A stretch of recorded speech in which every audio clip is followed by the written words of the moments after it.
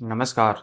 स्वागत है आपका सी एस अकेडमी पीसीएस में। यदि आपने सी एस अकेडमी पीसीएस को सब्सक्राइब नहीं किया है तो subscribe C S academy PCS. हम अपनी सामान्य हिंदी के तहत जो घटना चक्र की सामान्य हिंदी है अर्थात जो पूर्वावलोकन वाली हिंदी है उसको यहाँ पर हम पूर्ण कर रहे हैं। इसी के क्रम में आज आपका देखो, यदि हम देखें टॉपिक नंबर देखें तो इसका टॉपिक नंबर ये जो होगा 4 होगा, क्योंकि आपको मैंने विलोम शब्द के बाद में आप पर्यायवाची देखेंगे और तत्सम और तद्भव, 3 टॉपिक मैंने आपको ऑलरेडी कवर करा दिए हैं, कंप्लीट है। और तीनों की आप देखेंगे पीडीएफ भी आपको टेलीग्राम पर मिल जाएगी, जो जिसका लिंक आपको डिस्क्रिप्शन में दिया गया है।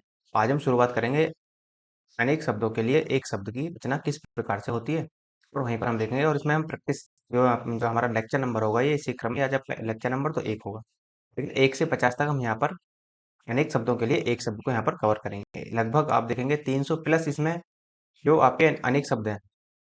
तो आप ये मान लो कि 50-50 के हिसाब से आपको लगभग 6 वीडियो आपके यहाँ पर देखने को मिलेंगे। और ये जो आपका वीडियो होगा पूरी तरीके से यूपीपीएससी को डेडिकेटेड है, जिसमें यूपीपीएससी के द्वारा ये आरओ, एआरओ, एपीएस वगैरह के एग्जाम कराए जाते हैं, और ये आगामी वर्षों में, आगामी महीनों में होंगे भी। इसका एपीएस का देखा तो नोटिफिकेशन आने ही वाला है, और एआरओ का बस अगले महीने ही आ जाएगा। तो उसी को ध्यान में रखते हुए ये आपका वीडियो बनाया गया है। तो स्टार्ट करेंगे हम क्वेश्चन नंबर 1 से। तो अनेक शब्दों के लिए एक शब्द के लिए होता क्या है कि देखो सेंटेंस दे देगा आपको। जैसे ये कह रहा है कि जो स्त्री सूर्य भी न देख सके, इस तरह का सेंटेंस दे देगा। और वो ये जानना चाह रहा है कि इस पूरे सेंटेंस के स्थान पर, इस पूरे सेंटेंस के स्थान पर क्या कोई हम एक शब्द यूज कर सकते हैं जो पूरा अर्थ निकाले। तो वही यहाँ पर ये जानना चाह रहा है। तो इसी प्रकार का होता है। देखो इनका इनका भी कोई आप देखें तो नियम वगैरह नहीं लगते इनमें कोई खासा। ये आपको याद ही रखने पड़ेंगे और बार बार याद करने पड़ेंगे। कम से कम ये मान के चलना कि 500 से 600 तो आपको याद होने ही चाहिए एग्जाम में जाने से पहले। इतने तो याद रख के ही चलना आप, क्योंकि 300 से ज्यादा तो मैं ही कवर करा दूंगा। और एक्स्ट्रा मैं आपको एक्स्ट्रा क्लास भी आपको दूंगा इसमें। केवल हम यहाँ पर अभी प्रीवियस ईयर का कर रहे हैं, तो हम पहले प्रीवियस ईयर की प्रैक्टिस ही करेंगे। तो देखो, जो स्त्री सूर्य भी न देख सके उसके लिए क्या शब्द होता है? उसके लिए जो स्त्री सूर्य भी न देख सके उसको बोलते हैं हम असूर्यपस्या। असूर्यपस्या बोलते हैं, सी आंसर। विदुषी वो होती है जो बुद्धिमान महिलाएं होती हैं, विदुषी उनको कहा जाता है। तो जो स्त्री सूर्य भी न देख सके उसके लिए हम असूर्यपस्या यूज करते हैं। और असूर्यपस्या तथा असूर्यपस्या दोनों सही है। ध्यान रखना है, इसमें आधा मैं बना हुआ है, ये भी ठीक है, और इसमें मैं नहीं आता तो ये भी ठीक है आपका। असूर्यपस्या जो है वो क्या है? संस्कृत का शब्द है, अर्थात इसे हम क्या कह सकते हैं? इसे हम तत्सम शब्द भी कह सकते हैं। जबकि असूर्यपस्या हिंदी शब्द है। जो स्त्री किसी विषय को अच्छी तरह जानती है उसे विदुषी कहते हैं। ज्ञानी महिला को ही हम क्या कहते हैं? विदुषी कहते हैं। और जो स्त्री शास्त्र ज्ञाता हो, अर्थात जो स्त्री शास्त्रों का ज्ञान रखती है उसे शास्त्राज्ञा कहते हैं। ठीक। नेक्स्ट, अज्ञ का क्या अर्थ होता है? देखो, अज्ञ का जो अर्थ बनता है, जो कुछ नहीं जानता हो, अर्थात जो कुछ भी नहीं जानता उसे अज्ञ कहते हैं। और विज्ञ क्या कहेंगे? जो सब कुछ जानता हो उसे विज्ञ कहते हैं। ये दोनों एक दूसरे के पर्यायवाची शब्द है, अज्ञ और विज्ञ। जो कुछ नहीं जानता उसे अज्ञ कहते हैं, जो सब कुछ जानता हो उसे सर्वज्ञ कहते हैं, जो बहुत तो थोड़ा जानता हो उसे अल्पज्ञ कहते हैं। नेक्स्ट, अपने सहारे पर रहने वाला। अपने सहारे पर रहने वाले को हम बोलते हैं स्वावलंबी। ये आंसर आपका।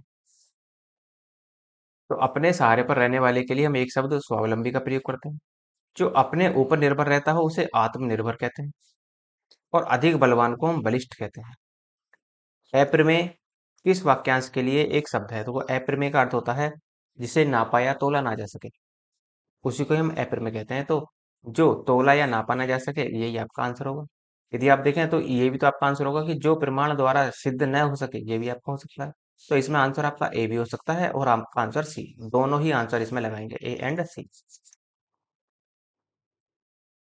तो अप्रमेय शब्द जो है जो नापा या तोला ना जा सके तथा जो तर्क या प्रमाण के द्वारा सिद्ध न हो सके, दोनों के लिए ही सही होगा। नेक्स्ट है, किसी पर विजय प्राप्त करने की इच्छा। जब आप किसी पर विजय प्राप्त करने की इच्छा करेंगे तो उसको हम बोलते हैं जिगीसु। आंसर आपका सी बनेगा इसमें। तो किसी पर विजय प्राप्त करने की इच्छा रखने वाले को हम बोलते हैं जिगीसु। जो जीत लिया गया हो उसे विजित कहते हैं। जिसने विजय प्राप्त कर ली उसे विजेता कहते हैं। ये तय लगे, उसे विजेता कहेंगे। और जानने की इच्छा रखने वाले के लिए जिगीसु कहते हैं। ध्यान रखना है, जानने की इच्छा रखने वाला जिगीसु, और जबकि किसी पर विजय प्राप्त करने की इच्छा रखने वाले को हम जिगीसु कहते हैं, लेकिन अंतर दोनों में है। इसमें तो जिगीसु में छोटे स का प्रयोग हो रहा है, जबकि इसमें स षटकोण वाले स का प्रयोग हो रहा है। नेक्स्ट, जो स्त्री सूर्य भी न देख सके, नीचे मैंने आपको बताया तो असूर्यम पश्या बोलते हैं, और असूर्य पश्या भी होता है। दोनों ही ठीक होंगे, बी आंसर इसका। जो स्त्री सूर्य भी न देख सके वाक्यांश के लिए उसे असूर्यम पश्या होता है, और शास्त्र को अच्छी तरह जानने वाला शास्त्रज्ञ कहलाती है, और स्त्री के वश में रहने वाला स्त्रीण कहलाता है। जो जल्दी रोका या हटाया ना जा सके उसे दुर्निवार या दुर्निवार्य भी कहते हैं। नेक्स्ट, कुछ खास शर्तों पर किसी कार्य को करने का समझौता जो बोलता है उसे हम संविदा कहते हैं, अर्थात आंसर आपका जो बनेगा वो डी बनेगा। कुछ खास शर्तों पर किसी कार्य को करने का समझौता जो होता है वो संविदा कहलाता है। नेक्स्ट है, जिसकी पहले से कोई आशा न हो, तो जिसकी पहले से कोई आशा न की गई हो उसे अप्रत्याशित बोलते हैं। नेक्स्ट, तो जो आशा से अधिक हो उसे हम आशातीत कहते हैं, और ऐसी बात जिससे कार्य पूर्ण होने की उम्मीद जगे उसे आशाजनक कहते हैं। जिसकी पहले से कोई आशा हो तो उसे प्रत्याशित कहते हैं, और जिसकी पहले से कोई आने की आशा न हो उसे हम अप्रत्याशित कहेंगे। नेक्स्ट, राज्य द्वारा निकाला गया आधिकारिक आदेश क्या कहलाता है? तो राज्य द्वारा निकाला गया आधिकारिक आदेश जो कहलाता है वो अध्यादेश कहलाता है, बी आंसर होगा। राज्य द्वारा निकाला गया आधिकारिक आदेश जो होता है वो अध्यादेश होता है। शासन द्वारा जारी किया गया कानून उसे हम अधिनियम कहते हैं। वह आधिकारिक सूचना विशेषतः जो राजपत्र में प्रकाशित होती है उसे अधिसूचना कहते हैं। नेक्स्ट, वह स्त्री जिसका पति परदेश गया हो, जिसका पति प्रदेश चला गया उसे प्रेषित पति का कहते हैं। तो देखो इसमें कई सारे होते हैं, जिसका पति प्रदेश से आने को हो, जिसका पति प्रदेश को जाने को हो। तो ये मैं इस पर सारी बता देता हूँ। देखो जैसे ये कह रहा है कि जिससे वह स्त्री जिसका पति प्रदेश में गया हो तो उसे हम कहते हैं प्रेषित पति का, और नई ब्याही हुई स्त्री को नवोड़ा कहते हैं, और वह स्त्री जिसका पति विदेश जाने को हो और उसके वियोग की कल्पना से दुखी हो तो उसे प्रवस्यत पतिका कहते हैं, और वह स्त्री जिसका पति अभी परदेश से लौटा हो उसे आगत पतिका कहते हैं। तो सारे ही याद रखने हैं आपको। पैर से सिर तक वाक्यांश के लिए एक शब्द क्या होगा? तो उसे अपाद मस्तक बोलते हैं, तो आपका जो आंसर बनेगा वो डी बनेगा। नेक्स्ट, अनुचित बात के लिए आग्रह करने वाला वाक्यांश के लिए एक शब्द होगा, तो वो अनुचित बात के लिए आग्रह करता है, दूसरे हम दुराग्रही कहते हैं, सी आंसर होगा इसमें। अनुचित बात के लिए आग्रह करने वाला दुराग्रही कहलाता है, और अनुचित बात के लिए अड़ना वो दुराग्रह कहलाता है। नेक्स्ट, जिसका निवारण अत्यंत कष्ट से किया जा सके उसको बोलते हैं हम एक तरीके से दुर्निवार, सी आंसर होगा आपका इसमें।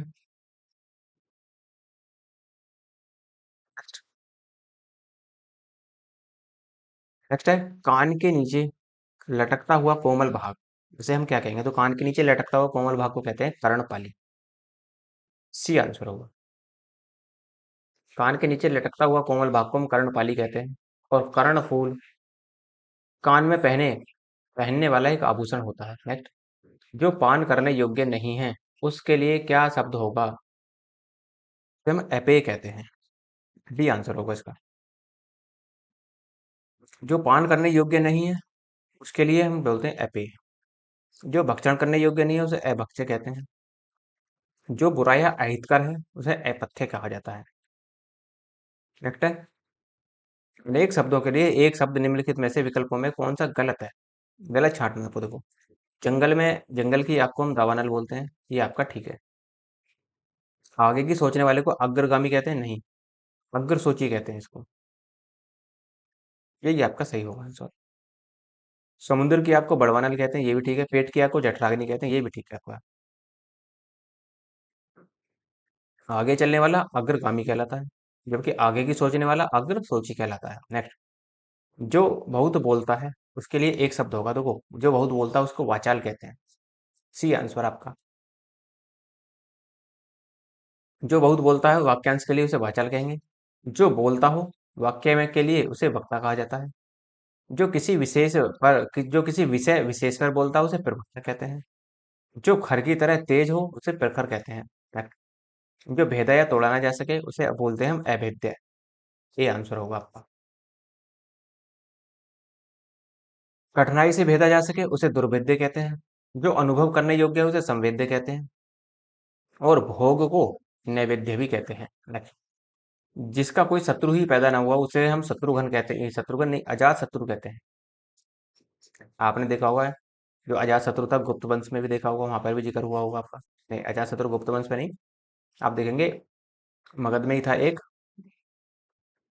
बृहद्रथ वंश, इसी में ही था अजात शत्रु। जिसका कोई शत्रु पैदा ही हुआ ना हुआ उसे हम अजात शत्रु कहते हैं। अपना मंतव्य साधने वाले के लिए हम क्या कहेंगे, अपना मंतव्य साधता है उसे स्वार्थी कहते हैं। सी आंसर होगा आपका। जिसका उच्चारण न किया गया हो उसके लिए हम एक शब्द का यूज करते हैं, अनुच्चरित। D answer.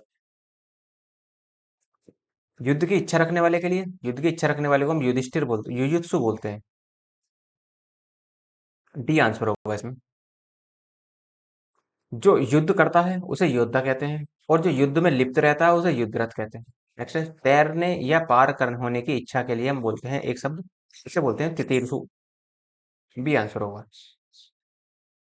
तैरने या पार करने की इच्छा के लिए एक शब्द हम प्रयोग करते हैं तितीर्षु, और तैर कर पार करने वाला उसे तैराक कहते हैं, और तैर कर पार कराने वाला उसे तारक कहते हैं। जिसे अपनी जगह से अलग कर दिया गया हो उसके लिए एक नाम होगा विस्थापित। ए आंसर इसका। नेक्स्ट है, जिसे अपनी जगह से अलग कर दिया गया उसे विस्थापित कहते हैं, और संस्थापित विशेषण है जिसका अर्थ निर्मित, बैठाया हुआ या संचित होता है। नेक्स्ट है, बुरे उद्देश्य से की गई गुप्त मंत्रणा उसे हम बोलते हैं दुरभिसंधि। सी आंसर आपका। तो बुरे उद्देश्य से की गई गुप्त मंत्रणा के लिए जो शब्द बनता है वो दुरभिसंधि बनता है। किसी को संकट में डालने के लिए बनाई जाने वाली योजना या किसी को हानि पहुंचाने के लिए की गई गुप्त कार्रवाई उसे दुर्भियोजन कहते हैं। जिसका या जिससे पार पाना बहुत कठिन हो उसे दुरतिक्रम कहते हैं, और जिसके पार पहुंचना कठिन हो उसे दुर्दिगम कहते हैं। नेक्स्ट है, सवाल जवाब, बहस हुज्जत या दिए गए उत्तर पर उत्तर देना उसे प्रत्युत्तर कहते हैं हम। तो प्रत्युत्तर आपका सी आंसर होगा।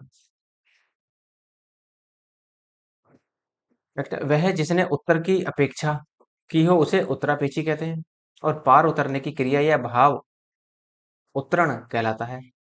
एक के पीछे एक क्रम को उत्तरोत्तर कहते हैं। नेक्स्ट है, वह कन्या जिसके साथ विवाह का वचन दे दिया गया हो उसे हम बोलते हैं वाग्दत्ता। A answer. वह कन्या जिसके साथ विवाह का वचन दिया गया हो उसे वाग्दत्ता कहते हैं। कन्या का विवाह कर देने का वचन देने की रस्म को वागदान कहते हैं। मौन अथवा वचनबद्ध को वाग्बद्ध कहते हैं। वाक्य चतुर को वागीबद्ध कहते हैं। नेक्स्ट, मदिरा पीने का जो प्याला होता है उसे हम चषक कहते हैं, और चषक में देखो, चषक में ये भी चषक ही है आपका, ये भी चषक ही है, ये भी, ये तो नहीं है लेकिन ये भी चषक ही है।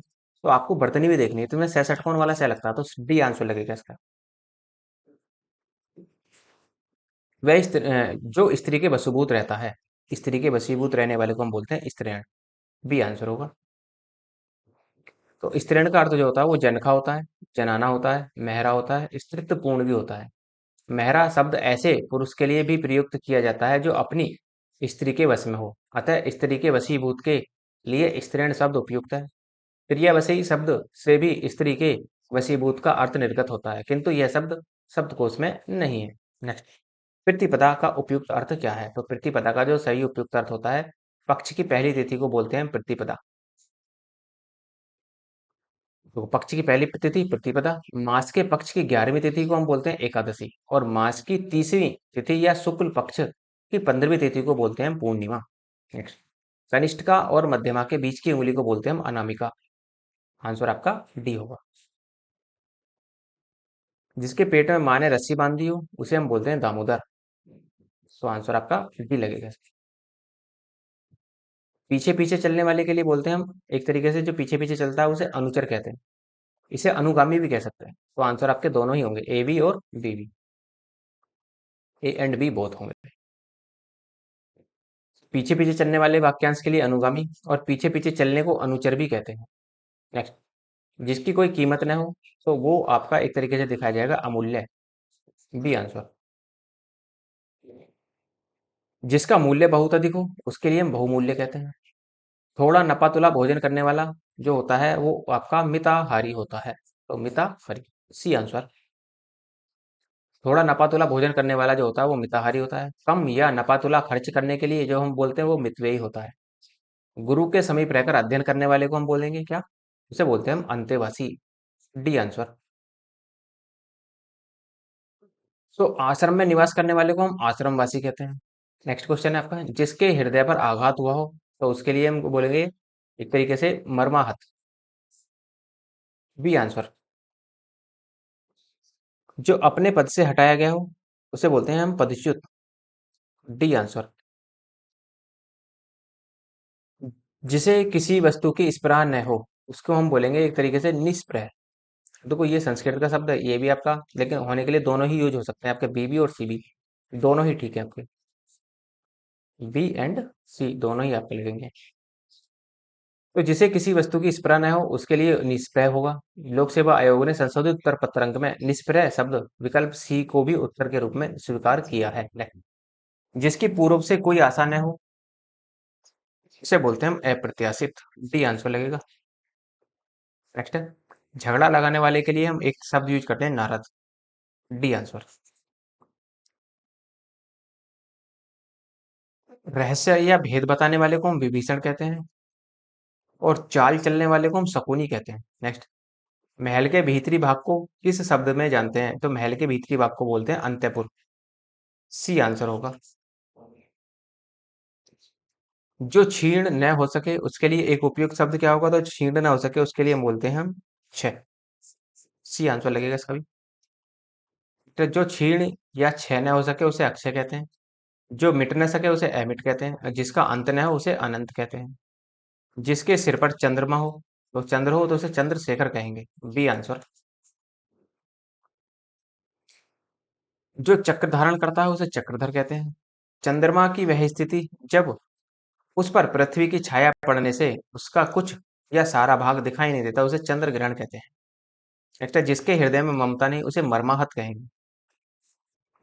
ये आंसर। सॉरी, उसे निर्मम कहते हैं। जिसके हृदय में ममता नहीं उसे निर्मम कहेंगे। सी आंसर लगेगा इसका। जिसके हृदय में ममता नहीं उसे निर्मम कहते हैं तथा जिसके हृदय में दया न है उसे निर्दय कहते हैं। नेक्स्ट है, तिलक लगाने में किस अन्न का उपयोग किया जाता है? तो तिलक लगाने में हम चावल का प्रयोग करते हैं और चावल को ही हम कहते हैं अक्षत। B answer. तिलक लगाने में जो हम प्रयोग करते हैं अन्न का उसे अक्षत कहते हैं और जौ का प्रयोग हवन सामग्री के लिए किया जाता है। नेक्स्ट है, जिसका जन्म छोटी जाति में हुआ हो तो जिसका जन्म छोटी जाति में हुआ उसे अंत्यज कहते हैं। C answer. तो जिसका जन्म छोटी जाति में हुआ है उसे अंत्यज। अंडे से जन्म लेता है जो उसे अंडज। चारों वर्णों में जिसे अंतिम स्थान प्राप्त हो उसे शूद्र कहते हैं। क्योंकि चारों वर्णों में क्या होता है? ब्राह्मण, क्षत्रिय, वैश्य और शूद्र। तो सबसे ऊपर ब्राह्मण को रखा गया है, उसके बाद में क्षत्रिय को, उसके बाद में वैश्य को और सबसे नीचे जो स्थान आता है वो शूद्र का ही आता है, तो इसीलिए शूद्र कहा जाता है।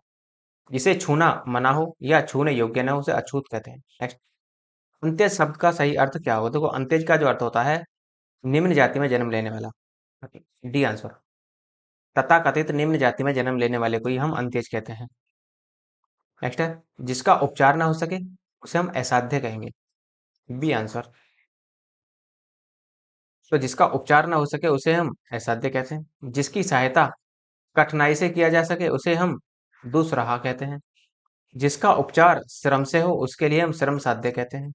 जबकि साधन से रहित के लिए एक शब्द जो होता है वो साधनहीन होता है। नेक्स्ट है, वीर पुत्र को जन्म देने वाली स्त्री जो होती है उसे हम बोलते हैं वीर पुरुषु। सी आंसर होगा। तो वीर पुत्र को जन्म देने वाली के लिए एक शब्द यूज करते हैं वीर प्रसु और वीर स्त्री के लिए वीरांगना। वीर पुत्र को जन्म देने वाली एक शब्द होती है पुत्रवती और वीर बहू के लिए एक शब्द जो हम प्रयोग करते हैं वीर बहुरी प्रयोग करते हैं। तो ये तो हो जाते हैं आपके अनेक शब्दों के लिए एक शब्द। आपका 50 मैंने आपको यहाँ पर क्वेश्चन करा दिया। देखो, यदि आपको लेक्चर की पीडीएफ की आवश्यकता हो, रिवीजन के लिए पीडीएफ चाहिए तो टेलीग्राम का लिंक डिस्क्रिप्शन में दिया हुआ है, तो वहाँ से आप टेलीग्राम ज्वाइन कर लेना, तो वहाँ से भी आपको टाइम टू टाइम पीडीएफ मिलती रहती है। वहाँ पर ऑलरेडी पर्यायवाची, विलोम शब्द और तत्सम और तद्भव की पीडीएफ पड़ी है, वहाँ से आप भी आप उन्हें डाउनलोड कर सकते हैं।